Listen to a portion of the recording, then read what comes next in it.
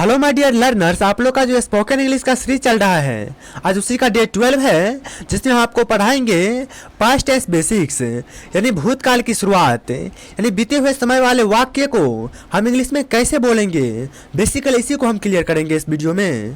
तो चलिए क्लास को स्टार्ट करते हैं। तो पहला टॉपिक आप देखिए, आपका जो पहला टॉपिक है वो है व्हाट इज पास्ट टेंस, यानी पास्ट टेंस क्या है, भूतकाल क्या है। पास्ट टेंस का प्रयोग जो है वो हम भूतकाल में बीते हुए कार्यों, घटनाओं या स्थितियों को बताने के लिए करते हैं।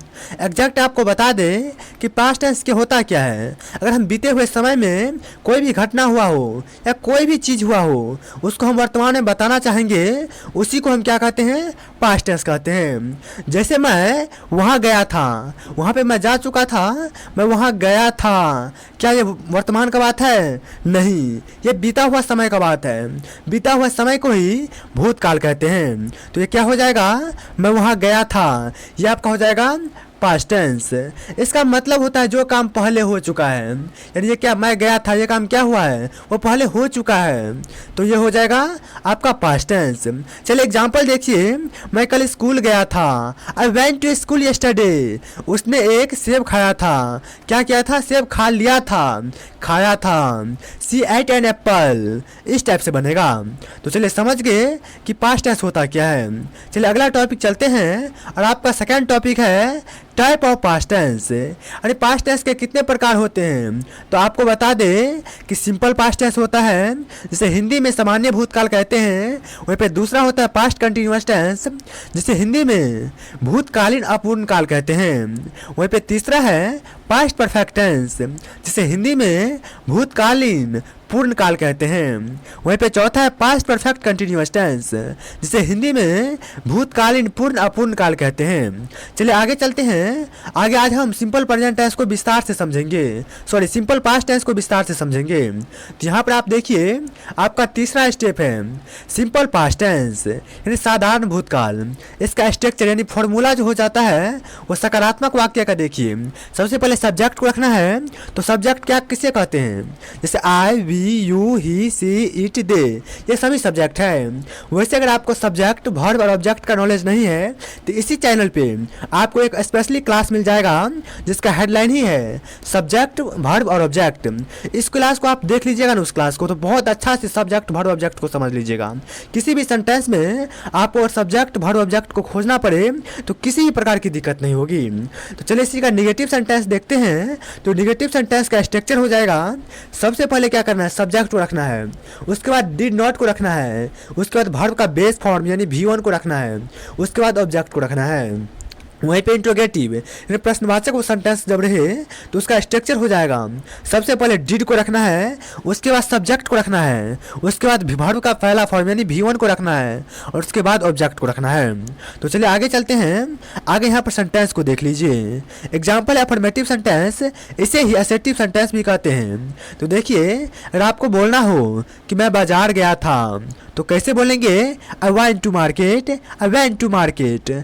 उसने एक गाना गाया था, सी sang a song, उन्होंने क्रिकेट खेला था, दे प्लेड क्रिकेट। हमने एक फिल्म देखी थी, वी वॉच्ड द मूवीज, यानी V2 है ये। वॉच का जो V2 होता है वो वॉच्ड होता है, वॉच्ड। चलिए आगे चलते हैं। तो आगे देखिए, आगे आपका एग्जाम्पल है निगेटिव सेंटेंस का। तो यहाँ पे सेंटेंस को देख लीजिए, लिखा है मैं बाजार नहीं गया था, I did not go to market. कैसे बोलेंगे, I did not go to market, या इसे ही शॉर्ट में I didn't go to market भी बोल सकते हैं।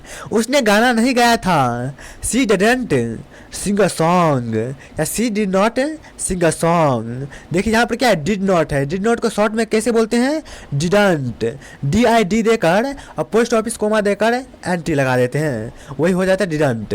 वहीं पे आगे है, उन्होंने क्रिकेट नहीं खेला था, they did not play cricket, या दे डिडंट प्ले क्रिकेट।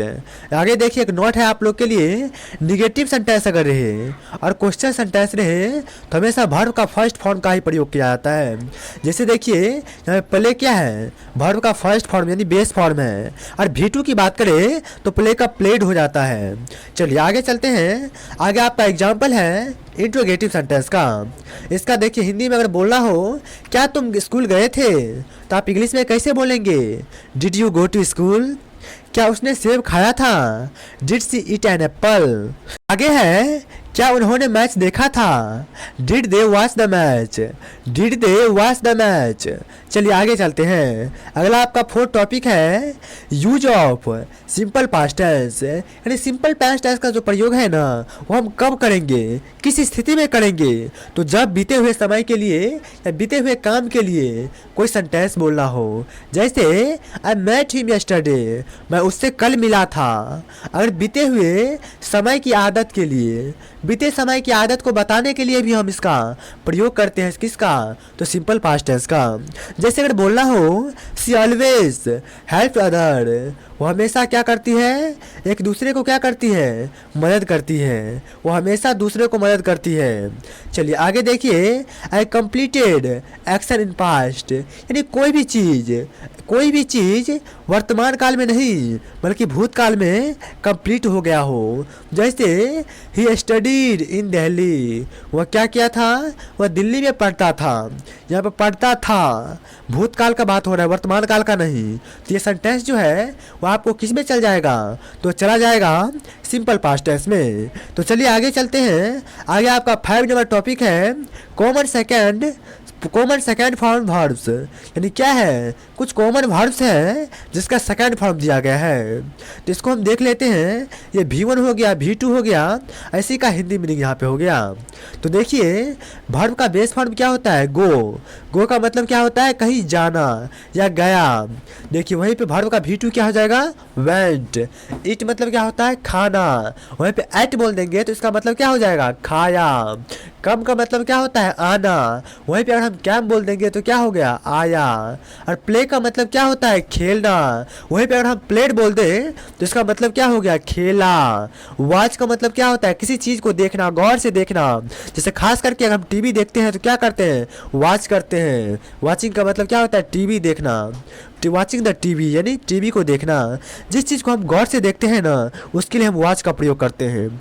चलिए आगे है वॉच का क्या हो जाएगा? V2। वॉच्ड, इसका मतलब क्या हो गया? देखा।